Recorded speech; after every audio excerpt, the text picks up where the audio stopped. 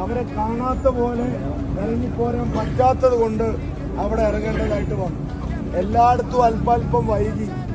എന്നിട്ടും നിങ്ങളാരും ഇവിടുന്ന് പിരിഞ്ഞു പോവാതെ ഇത്രയും വലിയ ആവേശത്തോടെ മൈക്ക് പോലും ഉപയോഗിക്കാൻ പറ്റില്ലെന്ന് അറിഞ്ഞിട്ടും കൈക്കുഞ്ഞുങ്ങളും അമ്മമാരും ചെറിയ കുട്ടികളും നിങ്ങളെല്ലാവരും ചേർന്ന് ഇവിടെ കൂടി നിന്നത് കാണുമ്പോൾ ഒരു സ്ഥാനാർത്ഥി എന്നുള്ള നിലക്ക് രണ്ട് കാര്യം പറയാൻ ഞാൻ ആഗ്രഹിക്കുന്നു.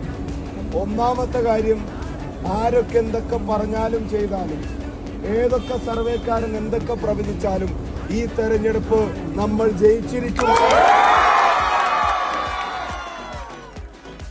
രണ്ടാമത്തെ കാര്യം, കേരളത്തിൽ 20 പാർലമെന്റ് മണ്ഡലമുണ്ട്.